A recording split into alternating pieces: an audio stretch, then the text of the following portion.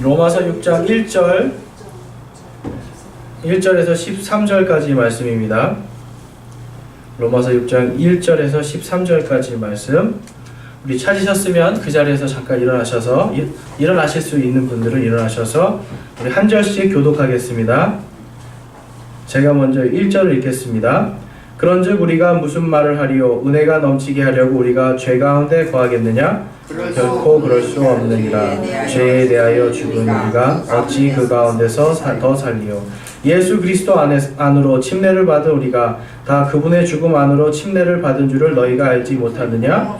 그러므로 우리가 죽음 안으로 침례를 받아 그분과 함께 묻혔나니 이것은 그리스도께서 아버지의 영광을 힘입어 죽은 자들로부터 일으켜진 것 같이 우리도 생명의 새로움 속에서 걷게 하려 함이라. 만일 우리가 그분의 죽음과 같은 모양으로 함께 생겼으면 또한 그분의 부활과 같은 모양으로 되리라. 우리가 이것을 알거니와 우리의 옛사람이 그분과 함께 십자가에 못 박힌 것은 죄의 몸을 멸하여 이제부터는 우리가 죄를 섬기지 아니하게 하려 함이니 죽은 자는 죄로부터 해방되었느니라. 만일 이제 우리가 그리스도와 함께 죽었으면 또한 그분과 함께 살 줄을 믿노니 그리스도께서 죽은 자들로부터 일으켜지셨으므로 다시는 죽지 아니하시고 사망이 다시는 그분을 지배하지 못하는 줄 우리가 아노라. 그분께서는 죽은 것을 통해 친히 죄에 대하여 단 한 번 죽으셨으나 살아계심을 통해 친히 하나님께 대하여 살아계시나니 이와 같이 너희도 너희 자신을 죄에 대하여는 참으로 죽은 자요 하나님께 대하여는 예수 그리스도 우리 주를 통해 산 자로 여길지어다. 그러므로 너희는 죄가 너희의 죽을 몸 안에서 군림하지 못하게 하여 몸의 정욕 안에서 죄에게 순종하지 말고. 우리 함께 13절 읽겠습니다. 또한 너희 지체를 불의의 도구로 죄에게 내주지 말며 너희 자신을 죽은 자들로부터 살아난 자로서 하나님께 드리고 너희 지체를 의의 도구로 하나님께 드리라. 아멘. 자리에 앉아주시기 바랍니다. 오늘은 특별히 우리가 많은 교회들이 부활주일로 모이고 있습니다. 근데 여러분 부활주일에만 우리가 부활절을 부활을 생각하는 것이 아니라 1년 365일 매주 우리는 부활을 생각해야 됩니다. 아멘. 자, 왜 그럴까요? 왜 그리스도인들은 부활을 생각하면서 살아가야 될까요? 그 이유는 다른 게 아닙니다. 우리가 주일 예배의 기원이 무엇인지를 알면 돼요. 그러니까 예수님께서 돌아가시고 십자가에 달려 돌아가시고 그 다음에 부활하신 게 바로 주일입니다. 유대인들은 전통적으로 언제가 쉬는 날이죠? 토요일. 토요일이 바로 안식일이라고 해서 토요일 날 쉬죠. 근데 예수님께서는 이 안식일이 지난 첫날, 그러니까 그 주의 첫날입니다. 그래서 많은 사람들이 저도 어렸을 때 그렇게 생각했는데 한국 사람들은 월, 화, 수, 목, 금, 토, 일 이렇게 생각하잖아요. 그런데 이제 그 서구권 저쪽 그 서양으로 가면 일, 월, 화, 수, 목, 금, 토가 됩니다. 그러니까 일요일이 그 주의 첫날이 되는 겁니다. 그런데 이것이 왜 그렇게 됐냐 하면은 예수님께서 안식 후 첫날 부활하신 것을 기념하면서 초대교회의 성도들과 사도들은 언제 모였다고요? 안식 후 첫날, 그 주의 첫날, 바로 오늘 일요일에 모여서 하나님께 예배드리고 부활하신 예수님을 기념하면서 그때 함께 예배드리고 만찬을 드렸습니다. 그러니까 주일 예배 1년에 52주죠.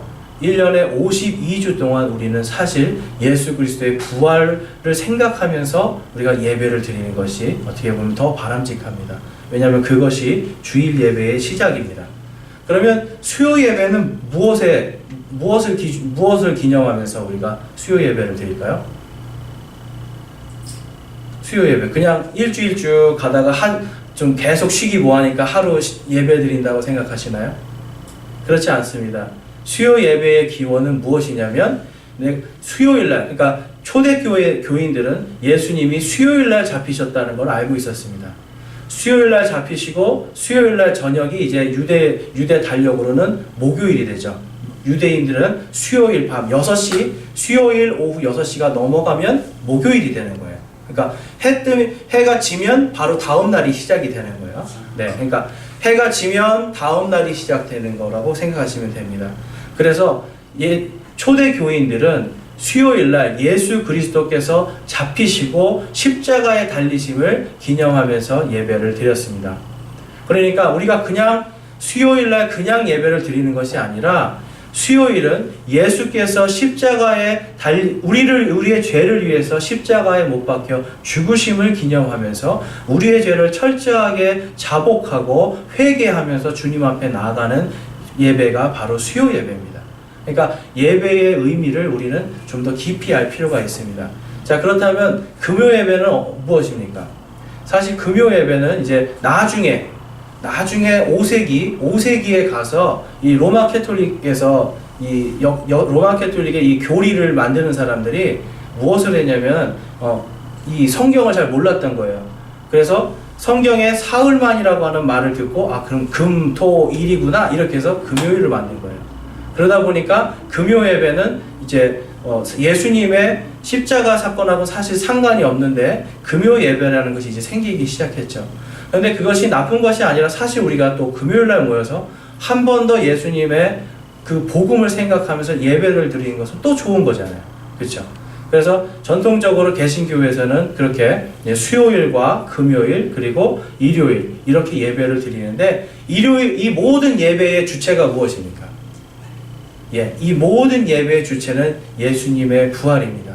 왜냐하면 예수님의 십자가 사건도 결국은 부활이 없으면 십자가에서 돌아가신 걸로 끝나면 의미가 없기 때문에요.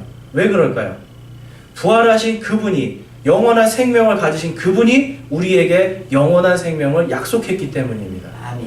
전 세계의 모든 종교에서 부활을 얘기합니다. 많은 종교들이 부활을 얘기해요. 부활을 얘기하지 않는 종교들도 있긴 합니다. 근데 그런 종교들을 우리는 뭐라고 부르냐면 신흥 종교라고 합니다. 새로 생겨난 종교들. 그런데 한 1000년, 2000년 이상의 오랜 시간을 가진 이런 종교들은 무엇이냐면 부활을 얘기합니다. 그래서 종교의 지도자들, 심지어는 이제 여러분들 피라미드 보셨죠? 이집트에 가면 피라미드는 왜 만든 건지 아세요? 거기에 나중에 그 왕이 부활할 때 그 왕의 부활을 위해서 만든 무덤이에요. 피라미드라는 게. 그래서 거기에 어떻게 합니까? 썩지 않으라고 장기들을 다 꺼내가지고 항아리에 다 안 썩게 담아놔요.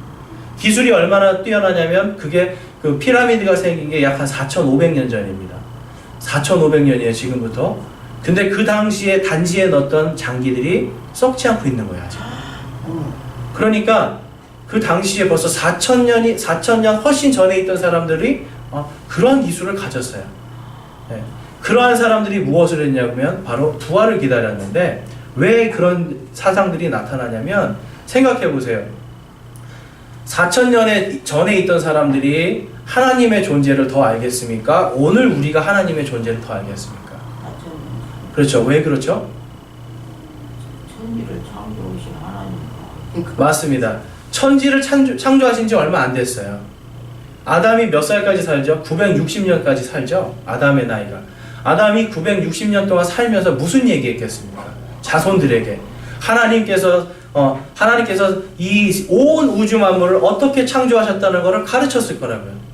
그러니까 그 당시에 바로 이 노아의 홍수 이전에 있던 사람들은 누구를 의식하고 있었냐면 하나님을 의식하고 있었죠. 노아의 홍수 이후에는 마찬가지로 노아의 홍수의 심판을 통해서 하나님을 알고 있었어요. 그러니까 하나님을 알고 하나님께서 말씀하신 것들을 배운 사람들은 당연히 하나님을 의식하게 되고 그 안에 구원과 그 다음에 피로 인한 구속의 기쁨과 그 다음에 부활이라는 개념이 들어가 있었던 거예요. 그런데 이들은 어떻게 됩니까? 하나님을 저버리고 떠나가고 어떻게 해요? 나를 섬기기 시작해요. 그것이 무엇이냐면 바로 바벨탑입니다. 바벨탑을 왜 짓습니까?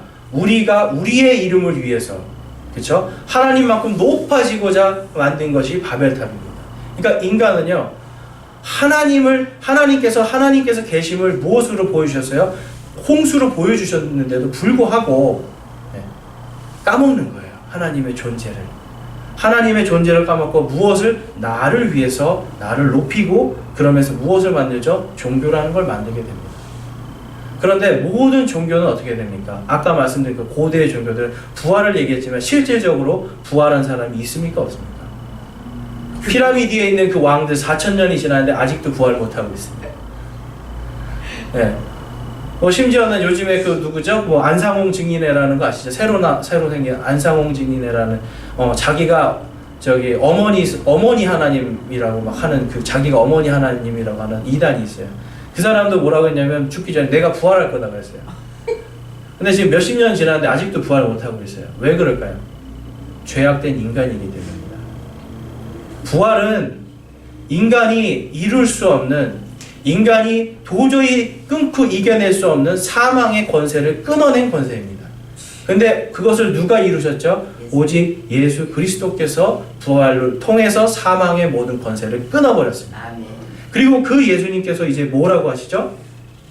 그 부활을 너희에게도 주겠다. 믿는 모든 자들에게도 부활을 약속하십니다.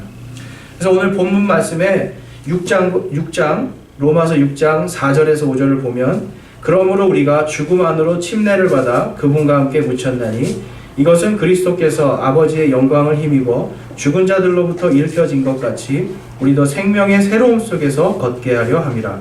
만일 우리가 그분의 죽음과 같은 모양으로 함께 심겨졌으면 또한 그분의 부활과 같은 모양으로 되리라. 아멘. 자, 이게 무슨 말씀이죠? 여러분들은 이제 전부 다 아직 침례하고 세례를 이제 잘 구별을 못 하시잖아요. 그러니까 침례라는 거는 무슨 뜻입니까? 침수하다, 그러니까 완전히 물에 잠겨버리는 거예요. 완전히 물에 잠기는 거. 세례는 뭐죠? 뿌리는 거예요. 어떤 데서는 이제 세례를 이렇게 물로 머리에 붓기도 합니다. 그러니까 세례의 종류가 여러 가지가 있는데, 그리고 이제 침례는 하나죠. 근데 세례에는 여러 가지 종류가 있는데, 원래 초대교회에서는 예수님도 그렇고 침례를 줬습니다. 그러니까 물 속에 사람이 완전히 잠김으로써 어떻게 된다고요? 죽어. 나의 옛사람, 나의 옛날 하나님을 모르고 죄악 가운데 살던 나의 옛사람은 땅속으로 들어가면 안 되잖아요. 그러니까 물속으로 푹 들어가면서 나는 죽고 어떻게 여기 말씀처럼 예수 그리스도와 함께 내가 다시 살아서 내가 구원받은 사람으로서 이제는 그리스도인으로 살겠습니다라고 하는 나의 믿음의 고백이에요. 근데요, 이게 우리가 생각할 때는 그냥 믿음의 고백이구나 생각하는데 당시에는 이 사람들이 침례를 어디서 받았을까요? 침례를 강에서 받았어요. 그렇죠. 강가나 연못이나 뭔가 깊은 물이 있는 데를 가는데 거기는 어떤 곳이죠? 모든 사람들이 볼 수 있는 곳이에요. 믿는 사람이든 믿지 않는 사람이든 모든 사람들이 볼 수 있는 곳에서 침례를 받았는데 이 침례를 받았다는 의미가 무엇입니까? 그 당시에 침례를 받고 내가 그리스도인입니다 하는 순간부터는 뭐냐면 고난과 박해가 시작되는 거예요. 네. 그러니까 그리스도인들을 계속해서 죽였잖아요. 로마 사람들이. 그리고 유대인들도 죽였잖아요. 뭐냐면 내가 공개된 장소에서 사람들 많은 강가에서 어떤 사람과 함께 어떤 목사님과 함께 가서 거기서 예수 그리스도의 아버지와 아들과 성령의 이름으로 침례를 딱 받고 올라오는 순간 어떻게 되죠? 바로 딱 잡아가는 거예요. 그러니까 침례를 받는다는 거는 숨어서 받는 게 아니라 공개적으로 만천하에서 내가 이제는 예수 그리스도 안에서 사는 사람이라고 하는 믿음의 고백이 되는 거예요. 이거는 엄청난 용기가 필요한 겁니다. 왜냐하면 침례를 받는 순간 그리스도인 그러면 죽임을 당하는 거예요. 그래서 당시에는 심지어는 어떤 역사책에 보면 그리스도인이라고 하는 기독교인이라고 하는 게 하나의 욕처럼도 불렸어요. 에이 기독교인 이런 식으로 기독교인이나 되라. 그러니까 뭐냐면 이거는 너는 죽을 놈이라는 소리야. 저주받은 놈이라는 소리예요. 근데 예수님을 믿고 그 조롱과 핍박과 고난을 감수하고 무엇을 받는다고요? 침례를 받죠. 뭐냐면 예수님 안으로 완전히 들어가는 의식인 거예요. 그래서 어떻게 해요? 나는 죽고 내 안에 예수께서 사시고 내가 예수님 안에 거하고 하는 삶을 사는 것이 바로 그 당시의 침례의 의미였습니다. 그렇기 때문에 죄에 대해서 죽고 하나님께 대해서 다시 부활하는 믿음이 이 초대교회에는 굉장히 강했습니다. 여러분 사도 바울 아시죠? 사도 바울이 이 신약 성경의 거의 대부분 뒷부분 다 썼잖아요. 근데 사도 바울은 어떤 사람이었습니까? 사도 바울 예수 믿는 사람 잡아 죽이는 사람. 그렇죠. 사도 바울의 성격은 그럼 어떤 사람이죠? 아주 잔인한 사람이에요. 포악하고. 포악하고 스테반 집사를 사람들이 돌로 때려 죽일 때 어때요? 거기서 그거를 보고 지켜보고 그거를 명령했던 바리새인들 중에 한 명이에요. 이 사람은 아주 포악하니까 어떻게 나중에는 제사장들한테 대제사장한테 어때요? 쉽게 말해서 살인 면허를 받는 거예요. 그리스도인들을 죽여도 되는 살인 면허를 받아가지고 어디로 갑니까? 다마스쿠스로 막 가는 거예요. 무엇을 위해서? 그리스도인들을 죽이러 가는 거예요. 이 사람은 사람을 죽이는 거에 대한 아무런 죄책감이 없었어요. 왜 그랬을까요? 이 사람은 종교적인 신념만 있던 사람이에요. 종교적인 신념만 있으니까 어떻게 해요? 하나님의 사랑을 모르죠. 하나님이 인간을 얼마나 사랑하는지 그 마음이 없어져 버리는 거죠. 그러니까 어떻게 돼요? 나랑 맞지 않으니까 죽여라가 되는 거예요. 근데 거기에서 그 사람이 누구를 만납니까? 바로 살아계신 예수 그리스도를 만납니다. 이거는 놀라운 사건입니다. 우리는 그냥 성경을 보고 매일 보니까 그게 그럴 수 있다 생각하는데요. 전혀 예수님을 믿지 않는 이 세계적인 역사학자들이 다른 얘기에서는 예수님의 부활을 믿을 수가 없지만 이 사울이 바울로 바뀌는 요 장면에서는 자기들이 예수 그리스도의 부활을 믿을 수 있다라고 얘기를 해요. 왜 그렇습니까? 이거는 오랜 기간이 아니라 단번에 지금 막 죽이러 가던 자가 단번에 살아계신 예수님을 딱 만나자마자 어떻게 돼요? 와, 진짜 부활하신 예수님이고 이분이 하나님이시구나라는 걸 딱 깨달아 버리는 거예요. 아멘. 그러니까 어떻게 해요? 더 이상 옛날의 종교를 가지고 있을 필요가 없죠. 아멘. 다 버리고 누구로 쫓아갑니까? 자기 한평생을 예수 그리스도만 쫓아가는 거예요. 그러니까 예수님의 부활은요, 당시의 실제적인 사건이었어요. 그런데 오늘날 많은 사람들이 예수 그리스도의 부활을 반만 믿거나 아예 믿지 않습니다. 반만 믿는 건 뭐냐면은 예수님이 부활했는데 영으로만 부활했다 이렇게 얘기합니다. 육신이 아니라 영으로. 여러분들 혹시 그렇게 믿지는 않으시죠? 근데 예수님은 어떻게 해요? 분명히 어떻게 영광스러운 몸으로 부활하셨습니다. 왜 그럴까요? 너희들도 나와 같이 이렇게 부활될 거라고 하는 소망을 주시는 거예요. 우리가 육신을 갖고 있으면서 얼마나 아프고 힘들고 괴롭게 이렇게 삽니까? 그런데 우리가 언제요? 예수님께서 오시는 그때 우리가 순식간에 변화되어서 부활된 몸으로 예수님과 같은 몸으로 우리가 변화되어서 어떻게 예수님과 저 공중에서 어떻게 합니까? 신부의 만찬을 신랑과 함께 만찬을 하고 그 다음에 예수님과 같이 내려와서 이 땅을 통치하는 그 역사가 일어난다고 성경은 이야기하고 있습니다. 아멘.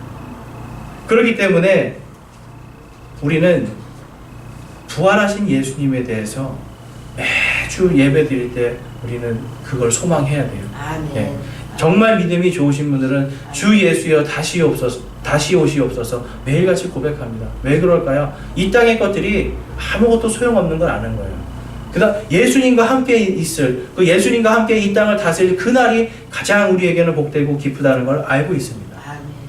오늘 성경에서는 무엇을 얘기하냐면요, 율법으로 구원받지 않는다라는 걸 얘기하는 거예요. 근데 율법이 무엇이라고 이야기하죠? 율법은 죄가 무엇인지 깨닫게 해준다고 성경은 얘기해요. 제가 한 10년 전에 캄보디아 갔을 때 캄보디아에 선교여행 갔는데 자동차가 막 가고 이렇게 자전거가 가고 있었어요. 근데 자동차가 자전거를 딱 쳤어요. 그래서 자전거 탄 사람이 넘어지면서 이렇게 피를 흘리더라고요. 그러니까 이제 제 입장에서 저건 보험 처리를 해야 되냐, 법적으로 어떻게 경찰이 와서 뭘 처리하나 이렇게 지켜봤는데 일어나서 택시기사가 나와서 수건으로 얼굴 닦아줘요. 그러더니 서로 악수하고 잘 가라고 끝나는 거예요.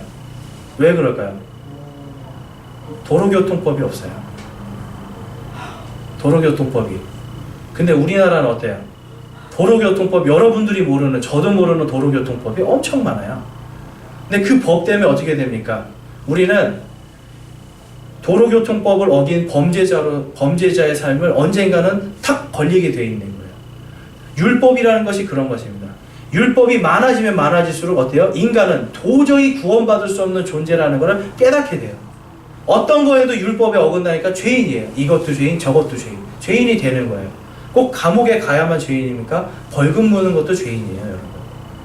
그런데 성경에서 오늘 뭘 말씀하시는 거냐면 율법이 아니라 무엇으로요? 하나님의 은혜로 우리가 구원받는다는 것인데, 그 은혜로 구원받은 자들은 이 4절에 말씀합니다. 그러므로 우리가 죽음 안으로 침례를 받아 그분과 함께 묻혔나니 이것은 그리스도께서 아버지의 영광을 힘입어 죽은 자들로부터 일으켜진 것 같이 우리도 생명의 새로움 속에서 걷게 하려 함이라. 아멘. 아멘. 이거는 걷게 하려 함이라는 언제적인 사건입니까? 죽어서가 아니라 이 땅에서 살면서 생명의 새로움 속에서 살 수 있도록 하는 약속의 말씀을 주셨다는 거예요. 아멘. 그렇기 때문에 우리가 부활이라는 것을 계속해서 묵상해야 됩니다.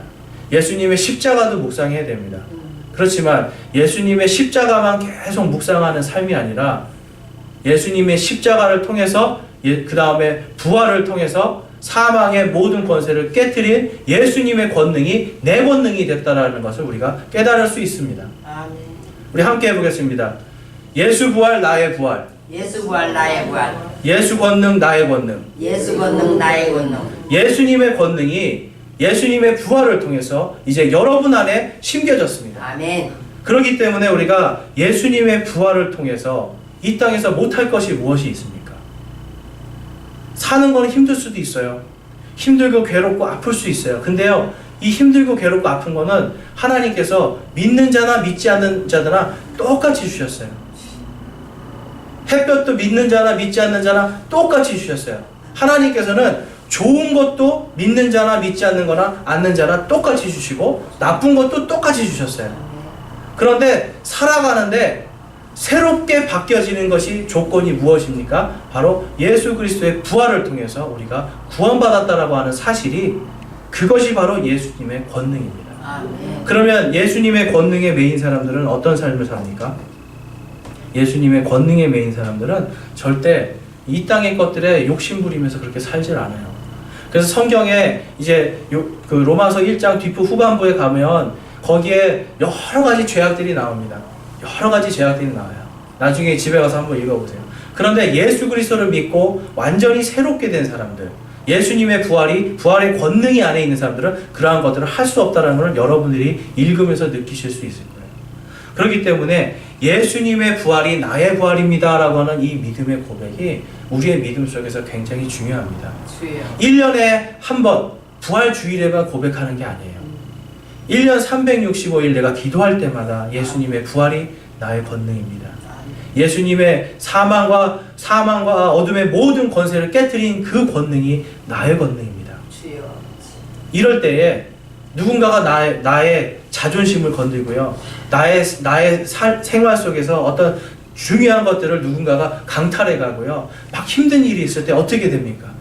예수님의 부활이 나의 부활이고 예수님의 권능이 나의 권능이니 이까짓 건 아무것도 아니다. 내가 그분의 이름으로 이길 수 있노라 라고 고백할 수 있는 거예요. 그렇기 때문에 구원받은 모든 사람들은요, 이 예수님 안에 깊이 성령으로 침례받은 사람들입니다.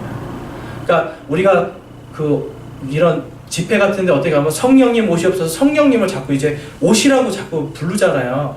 근데 실제로 성령님은 어디 계십니까? 우리 안에 계시죠? 그런데 우리 안에 계신 성령님 얼마나 아세요? 지금 여러분들 안에 성령님이 얼만큼 자리 잡고 계세요? 얼만큼? 요만큼? 내 심장만큼? 네? 요만큼? 더 조그만 분들도 있고 더 큰 분들도 있겠죠? 근데 성경에서 뭐라고 말씀합니까? 성령님이 우리 안에 계시지만 실질적으로는 뭐라고요? 우리가 그 성령의 그 무한한 엄청난 권능을 우리가 어떻게 담고 있을 수 있겠어요? 오히려 우리가 그분 안에 들어가 있다는 거예요. 오히려 예수 그리스도 안에 우리가 들어간다는 거예요. 그러니까 예수 그리스도 안에 들어가는 것, 예수 그리스도 안으로 완전히 내 삶이 다 죽어서 들어가고 이제는 내 안에 예수 그리스도를 통해서 하나님께 영광 돌리는 삶만 드러내는 것, 그것이 바로 부활의 기쁨을 가진, 부활의 소망을 가진 성도의 삶이 될 수가 있습니다. 골로새서 3장 1절에서 11절을 보겠습니다. 골로새서 찾아보겠습니다. 골로새서는 빌립보서 다음에 있습니다. 신약성경, 데살로니가 전서 앞에 골로새서가 있습니다. 골로새서 3장입니다.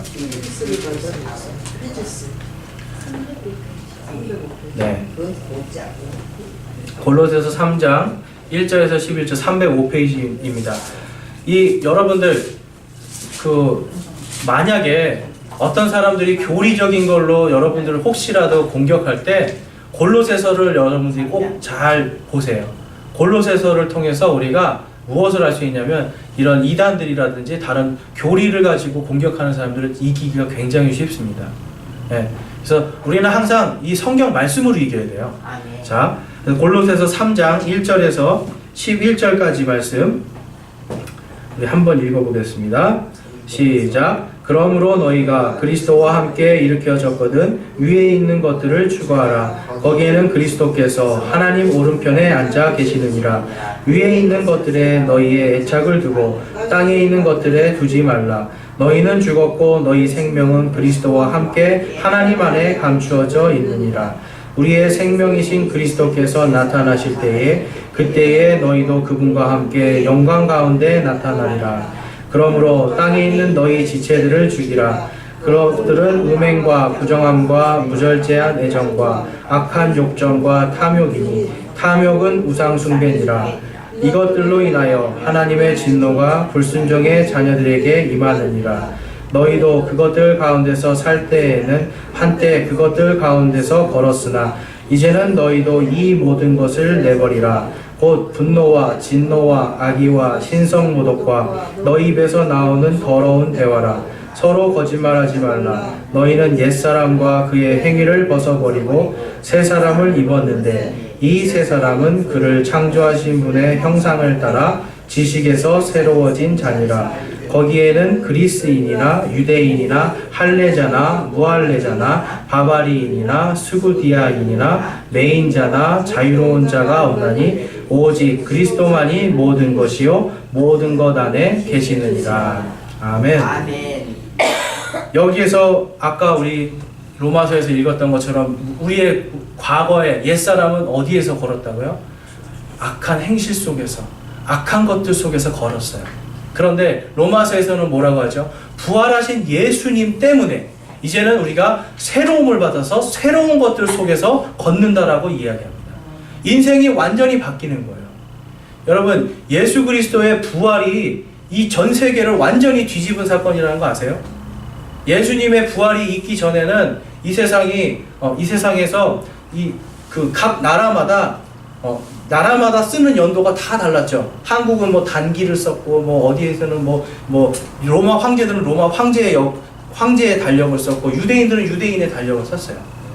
그런데 예수님께서 부활하신 다음에 예수님의 그 부활을 통해서 교회들이 온 세계로 퍼져나가서 복음을 전하기 시작하면서 어떤 일이 벌어졌습니까? 세상은요, 딱 둘로 갈라지는 거예요. 딱 둘로 갈라졌어요. 뭐죠? 예수님 전에 그리고 예수님 후에.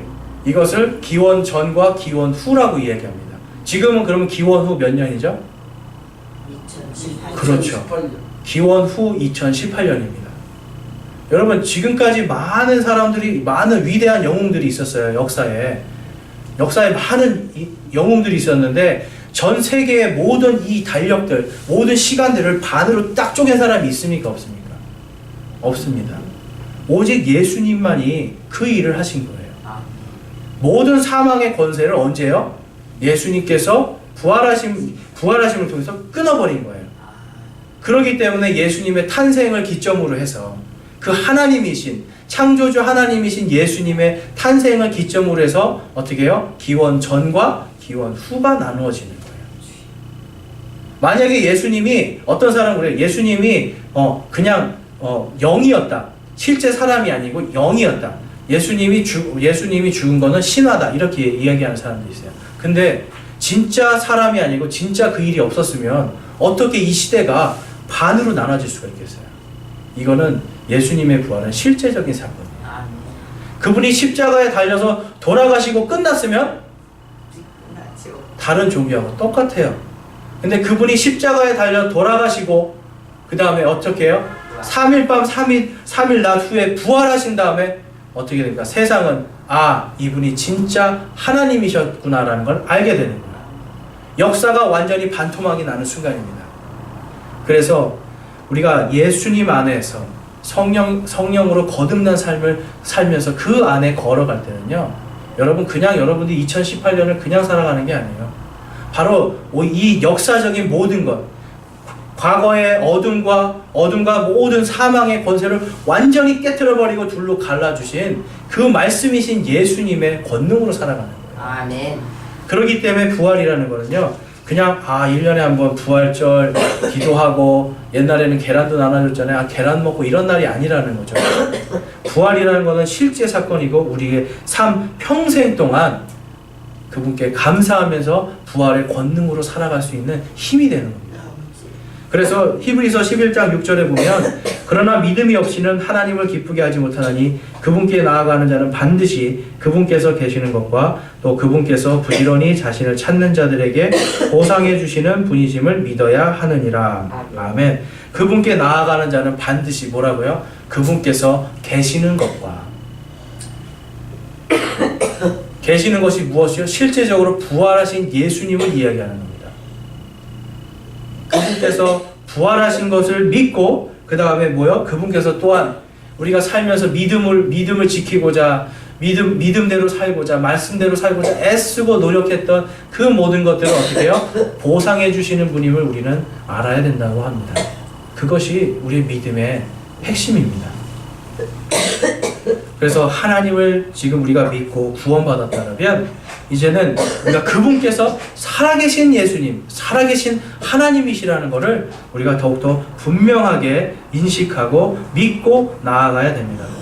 그래서 고린도전서 15장 50절 54절에 보면 보라 내가 너희에게 한 가지 신비를 알리노니 우리가 다 잠자지 아니하고 마지막 나팔 소리가 날 때에 눈 깜짝할 사이에 순식간에 다 변화되리라. 나팔 소리가 나매 죽은 자들이 썩지 아니할 것을 일어나고 우리가 변화되리니 이 썩을 것이 반드시 썩지 아니함을 입고 이 죽을 것이 반드시 죽지 아니함을 입으리로다. 그리하여 이 썩을 것이 썩지 아니함을 입고 이 죽을 것이 죽지 아니함을 입을 때에는 기록된 바 사망이 승리 가운데서 삼켜지리라 하신 말씀이 성취되리라 말씀합니다. 자, 여러분 이 말씀이 좀 어렵게 느껴지죠? 근데 생각해 보세요. 하나님의 왕국은 영원한 겁니까? 썩어질 것입니까? 거기에 살아야 될 사람은 그러면 영원한 생명을 가진 사람이 살아야 됩니까? 썩어 없어질 사람이 살아야 됩니까? 하나님의 왕국, 천국에 들어가려면 영원한 생명, 영과 혼만이 아니에요. 영과 혼뿐만이 아니라 우리의 육신까지도 어떻게 데살로니가 전서에서 뭐라고 합니까? 순식간에 변화돼서 영원한 생명체로 예수님과 같이 영광스러운 몸으로 순식간에 변화된다고 약속을 해주시는 거예요. 그래야만 어떻게 됩니까? 영원한 저 하나님의 천국, 하나님의 나라로 들어갈 수 있는 거예요. 그렇기 때문에 부활은요, 여러분, 과거에 예수님이 겪으셨던 사건이 아니라 현재 우리의 사건이면서 동시에 미래에 우리가 받을, 예수님이 오실 때 우리가 받을 부활은 이 실제적인 사건이라는 겁니다. 그러니까 우리가 예배를 드리고 기도를 하고 우리가 찬양을 하는 모든 순간 속에서 우리가 무엇을 또한 생각해야 됩니까? 십자가, 예수 그리스도의 십자가의 대속과 함께 부활의 기쁨으로도 나가야 됩니다. 그래서 계시록 20장 4절에서 6절에 보면 이렇게 말씀합니다. 또 내가 보니 예수님의 증언과 하나님의 말씀으로 인하여 목배인 자들의 혼들이 있는데 그들은 짐승과 그의 형상에게 경배하지도 아니하고 자기들의 이마 위에나 손 안에 짐승의 표를 받지도 아니하는 자들이 있더라. 그들이 살아서 그리스도와 함께 1000년 동안 통치하되 그 나머지 죽은 자들은 그 1000년이 끝날 때까지 다시 살지 못하더라. 이것이 첫째 부활이라 말씀합니다. 자, 여러분 인생이, 제가 젊은데 죄송합니다 이런 말씀 드려서 젊은 사람이, 인생이 우리가 길어도 100년도 안 되잖아요. 그렇죠? 100세까지 지금 살겠다고 애를 쓰는데 정말 길게 살아야 100세고 대부분 80세 90대 되면 이제 그때부터 어떻게 아프고 힘들어서 너무 괴로움 속에 살잖아요. 근데 그 80년 90년 동안 사는 동안에 예수님 때문에 받는 시련과 고통 클 수 있습니다. 그런데 그 다음에 예수님께서 뭐라고 약속해 주시죠? 보상을 몇 년 동안 해주신다고요? 1000년 동안. 자, 100년에 산다고 해도 몇 배를 해주시는 거예요? 100배의 보상을 해주시는 거예요. 그런데 그냥 100배의 보상이 아니라 뭐라고요? 예수님과 함께 그 땅을 통치하는 통치자들로서 성경에 보면 왕과 제사장으로서 우리를 세우셨다라고 이야기하는데 바로 그러한 보상이 우리에게 부활을 통해서 주시겠다고 약속하는 겁니다.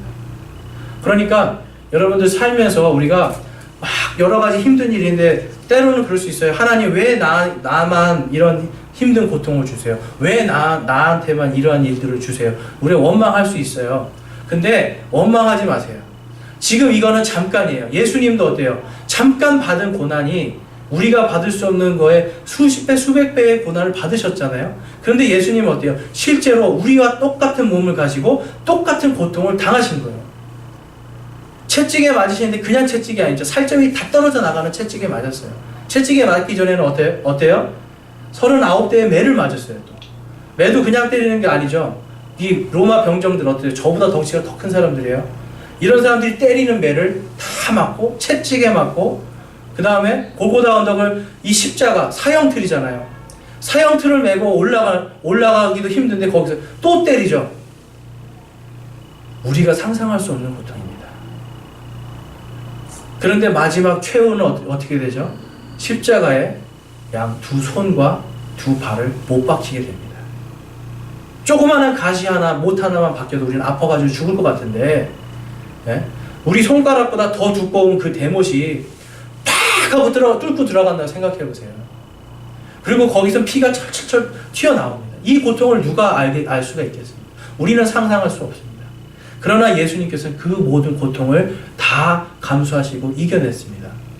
우리와 같은 육체를 가지고. 왜 그랬을까요? 하나님께서 그분을 부활시켜 주실 것을 믿었기 때문입니다.